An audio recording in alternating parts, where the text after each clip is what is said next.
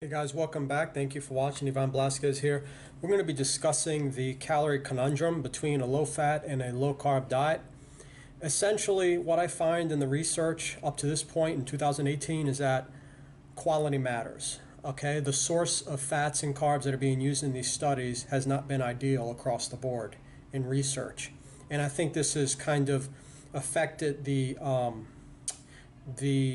reliability and the authenticity of these findings. Let me give you an example. When people think carbohydrates, okay, whichever camp one is in, whether you're low carb or low fat, most will assume carbs equates to bread, pasta, or cereals, or some carbohydrate source of that nature. Like on the flip side, most will assume that fats will equate to butter, cream, lard, oils, and those kinds of things, right?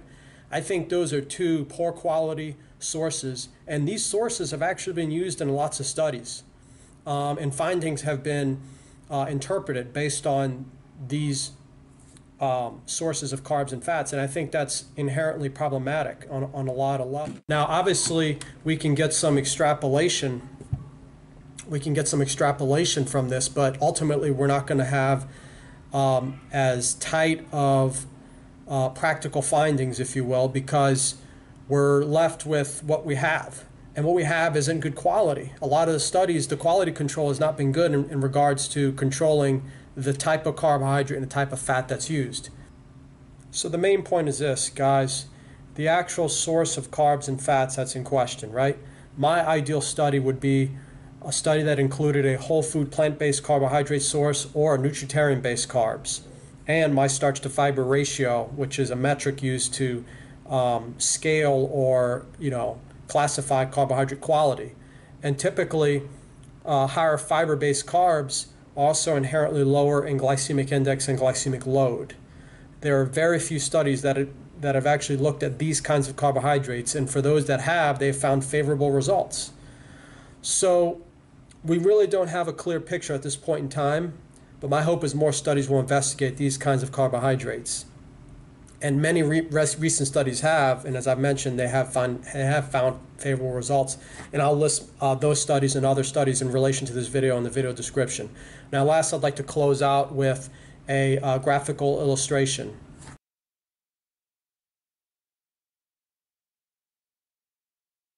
Hey guys, this is something I found very fascinating. So here is a graph that I just made, just best I could to kind of describe, to illustrate the point that I'm trying to make here. So essentially you have an XY axis and you have good, this is a midpoint, and this is bad, okay? And so this is percent of fat in a diet. So we have 0%, 15 to 30, then you have 60%, 75 to 80, and 100. Let me explain to you what this all means and what the whole point of this is. When you're on a 0% fat diet, when one is on a 0% fat diet, obviously there's going to be deficiencies, okay? And obviously an extreme diet that's fat-free can be problematic, as research has shown, and logic and common sense will kind of support that. So it's bad. Then you increase the fat to, say, 15% or maybe as high as 30% or something like that. I mean, it's debatable there, but essentially the range that's kind of supported by most health organizations and medical organizations, you'll have good results, okay? You have good results and so forth. Then when you get up to 60% fat, which is commonly used, 60% or so, commonly used in the high-fat diet rodent model, and even in some human research studies, find that you start to see some aberrations in various metabolic parameters and so forth. So it's not so good, right? Well, guess what? So you have too low of fat, you have a sweet spot of fat, and then you have too high of fat. But now if you go super high of fat, 75 to 85%, also known as nutritional ketosis, it becomes good again, right? And it could be because the body's compensating at that point. Now, again, there's a lot of research that needs to be done, but I'm just illustrating the point of how, it gets good again. And then if someone goes on a 100% fat diet, right, like just all fat, 0% carbs, 0% protein, then obviously that's an extreme, and you may risk deficiencies in protein and so forth, building blocks and that kind of thing, and the amino acids. And obviously it kind of goes in hand with common sense of excess, too much of something, right? Well, 75 to 85% isn't that far from 100. And so to me, I just find this confusing how you go from, you know, bad to good, bad, back to good, then back to bad. You see how it's all over the place? I almost feel like this is like some sort of rationalization for a high-fat diet right here, because it's not so good at 60% based on the high-fat diet rodent model, and it's not so good at 100% because it's, you know, it's extreme, right? It's excess. So this is in question right here.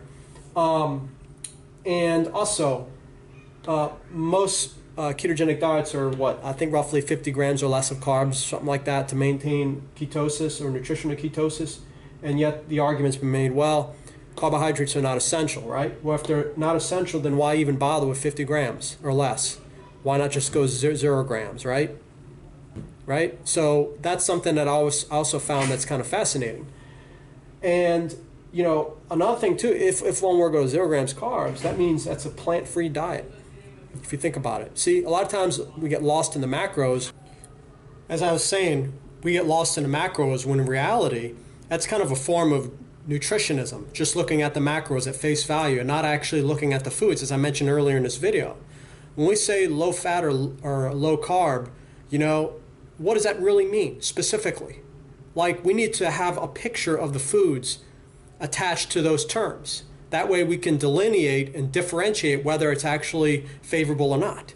And so, you know, 0 grams of carbs means basically an all animal-based diet. And here's the logic. Most animal products are very low carbohydrate. Cheeses, butter, chicken, meat, fish, eggs, they're all low carb for a reason, guys. So if you think about it, right? Carbohydrates, I mean, the whole root of this, but carbohydrates, basically that's synonymous with plant-based food, because that's where carbohydrates come from. They don't come from animals per se. Now, they might be trace amounts, but not high at all. So think about that, all right? So again, I don't have all the answers, guys, but certainly I think it's helpful if we, you know, come together and try and learn and grow and figure things out and really improve, you know. So with that, I'd like to thank you guys for watching. Be sure to give this video a thumbs up. Check out the studies in the video description.